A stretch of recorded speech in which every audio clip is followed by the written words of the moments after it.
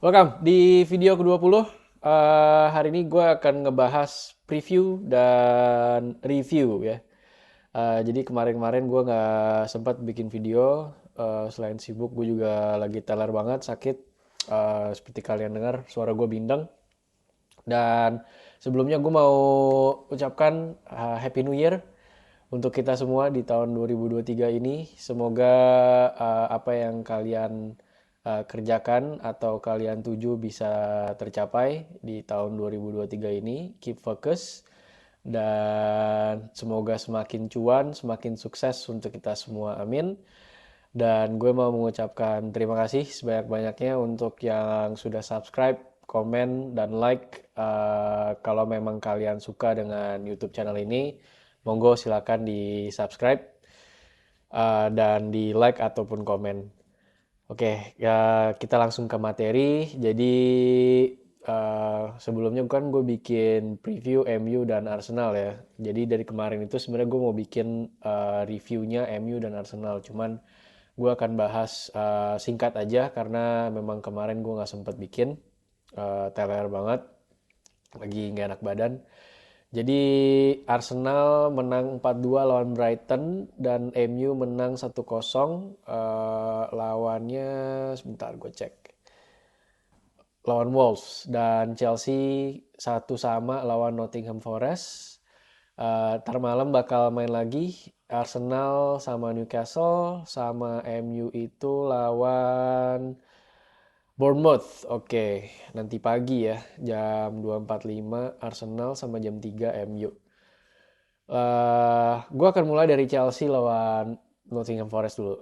Karena ini yang baru gue tonton semalam ya. Masih lumayan hafal lah.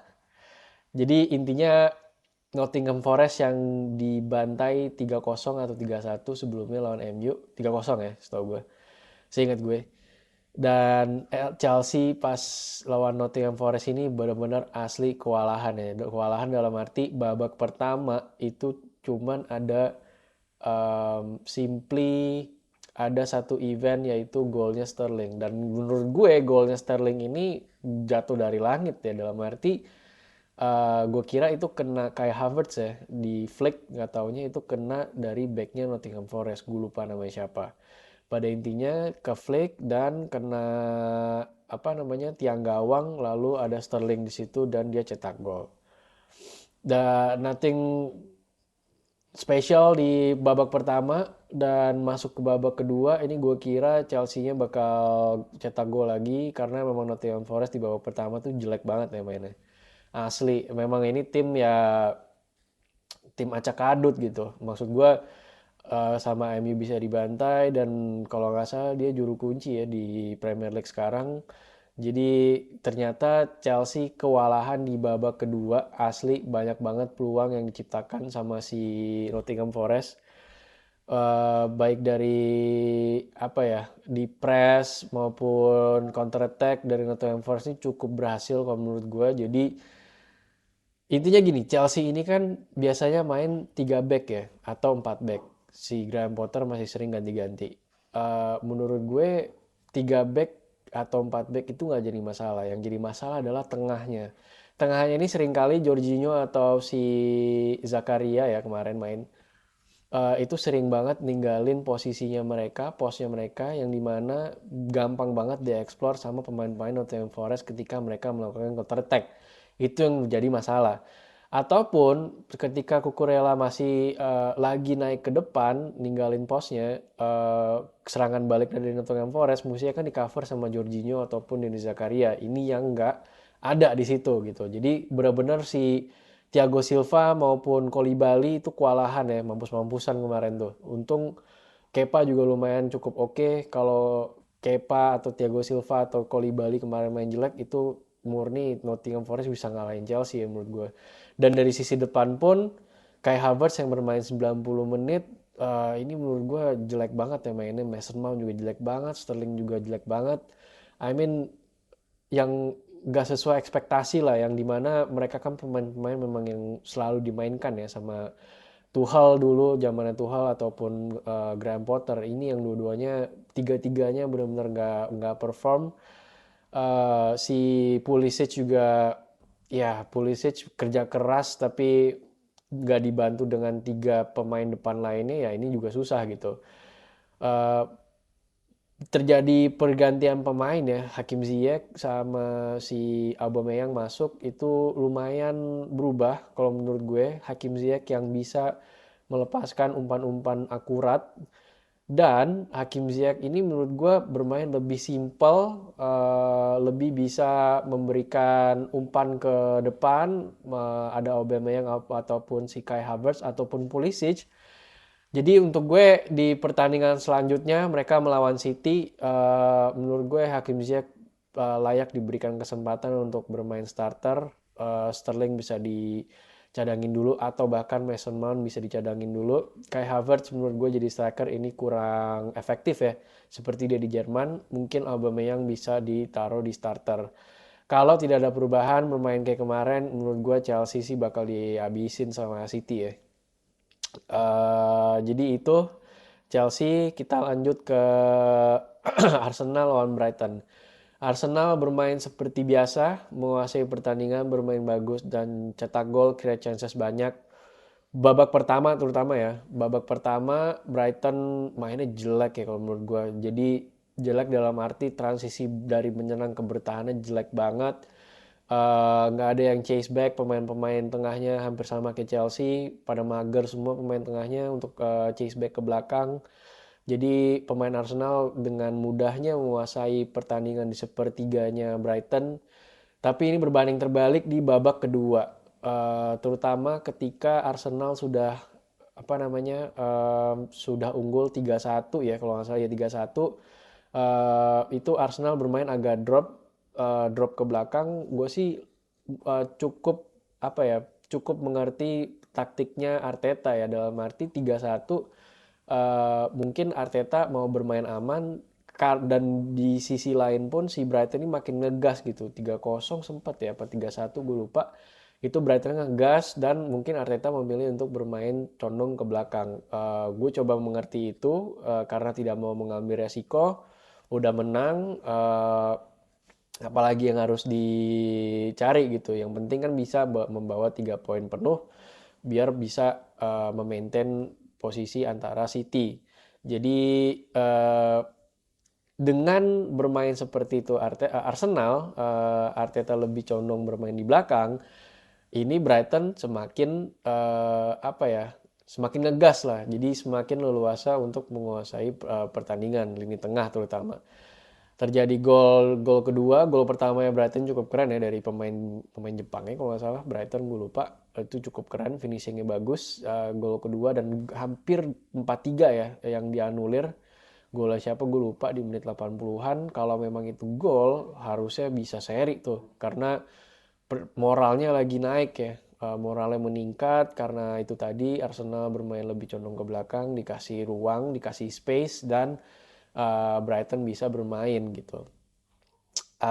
Anyway, mereka tetap menang 4-2, cukup meyakinkan dari segi hasil, tapi untuk gue masih tetap harus apa ya, si Arteta nih tetap harus evaluasi dalam arti terutama Saliba ya, dua pertandingan ini beberapa kali dia sering melakukan kesalahan, dan di Brighton itu salah satu golnya kalau gua nggak salah itu salah Saliba juga yang ngoper ke belakang, salah salah ngoper. Jadi intinya kalau lawan Newcastle ini di next pertandingannya kan lawan Newcastle yang juga lagi on fire menurut gue, walaupun terakhir pertandingan mereka seri ya lawan Leeds, tapi Newcastle yang punya pemain-pemain yang cukup apa ya, punya speed kayak si Alan Saint-Maximin, dan Joelinton juga lagi bagus banget, Almiron juga lagi on fire banget. Jadi ini yang harus diwaspadai, Ben White maupun Saliba maupun Gabriel. Gue sih lebih prefer di kiri ya. Menurut gue lebih kuat si siapa namanya? Bukan Zinchenko ya, si Tierney. Kieran Tierney dibanding Zinchenko. Memang Tierney dari segi menyerang dia agak sedikit kaku ya atau textbook. Tapi dari segi bertahan menurut gue lebih bagus si Tierney dibanding Zinchenko. Tapi we'll see nanti malam yang akan dipasang siapa. Dari tadi gue baca beritanya sih nggak ada masalah ya, nggak ada masalah cedera gitu dari skuadnya Arsenal. Semoga mereka bisa menang lagi. Untuk kemarin City seri lawan Everton. Jadi otomatis selisih peringkat 7 poin Arsenal dan City, which is ini angin segar untuk Arsenal. Dan Newcastle juga yang tadi gue bilang seri juga ya. Next kita ke MU kemarin lawan Wolves. Gue sempat mention di video sebelumnya MU itu sangat bergantung dengan Rashford dan Martial, dan menurut gue kemarin terbukti sekali. Dalam arti ada dua versi MU. MU yang bermain tanpa Rashford dan bermain dengan Rashford. Menurut gue ini sangat berbeda. Kenapa berbeda? Karena uh, Martial yang seharusnya menjadi striker yang bisa membuka ruang di depan ataupun bisa menahan bola di depan ataupun bisa penetrasi di kotak penalti, dribbling-dribblingnya seperti yang dilakukan oleh Rashford ketika dia masuk. Rashford cadangan ya by the way. Jadi dan itu cadangan karena kena apa namanya sanksi, aduh gue lupa namanya. Intinya Ten Hag memberikan dia sanksi dijadiin cadangan karena telat datang ke match meeting ya, dari yang gue lihat beritanya. Jadi nggak main, Garnacho yang main dari awal. Garnacho bermain oke, menurut gue nggak jelek, tapi ya susah nih karena di posisinya MU sekarang ini benar-benar butuh seorang killer yang mempunyai killer instinct. Dan kalau gue nggak salah ada beberapa kali chance ya si Garnacho yang nggak bisa diselesaikan, padahal udah big chance lah. Clear cut chances yang seharusnya bisa di finishing sama Garnacho tapi masih bisa ditepis sama kiper Wolves ya si Jose lupa namanya siapa. Intinya adalah nggak ada yang bisa golin sampai akhirnya Rashford masuk. Rashford golinnya pun juga berkat kegigihan dia ya, dalam arti dia ngotot di dalam kotak penalti, di body sama defendernya Wolf yang di body balik sama Rashford. Jadi ini yang dibutuhkan menurut gue di MU karena mereka bisa bermain, bisa banget. Mereka bisa build up dari belakang, bisa banget permainannya udah oke dari apa namanya week in week out.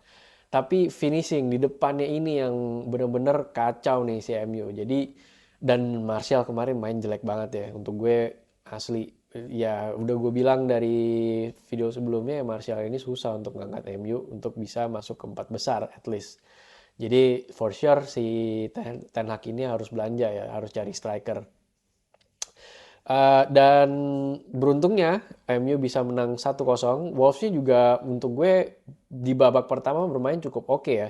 Dalam arti mereka bisa menekan MU. Mungkin MU bermain tidak cukup baik di babak pertama itu berkat si Wolves-nya juga bisa menekan MU gitu. Tapi ya Wolves ya seperti gue bilang di ini sebelumnya mereka jelek gitu. End passingnya jelek, lalu apa finishingnya juga jelek. Jadi intinya susah lah mereka untuk menang sama MU gitu. Dan MU layak menang ya kalau berkat dengan kehadirannya si Rashford gitu. Dan Martial ini yang menjadi PR ya untuk gue, kalau memang Ten Hag ini mau masuk zona Liga Champions ya for sure harus datengin striker. Nextnya mereka akan ketemu sama Bournemouth ya.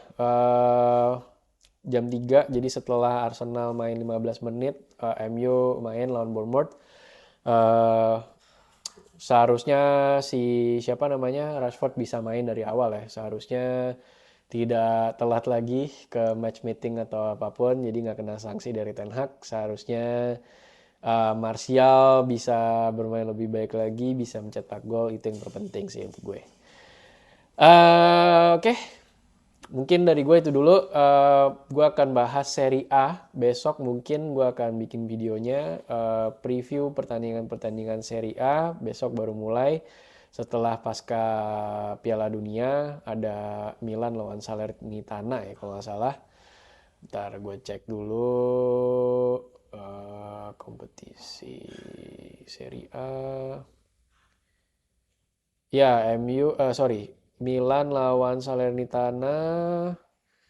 Terus ada siapa lagi nih? Inter ketemu Napoli, tapi lusa jam 2.45. Sisanya Juve ketemu Cremonese. Terus ada Roma ketemu Bolonya, nggak penting. Oke, mungkin gue akan bahas Serie A setelah ini. Sekali lagi, thank you yang udah nonton dan subscribe. Like and comment kalau memang kalian suka dengan channel ini dan subscribe.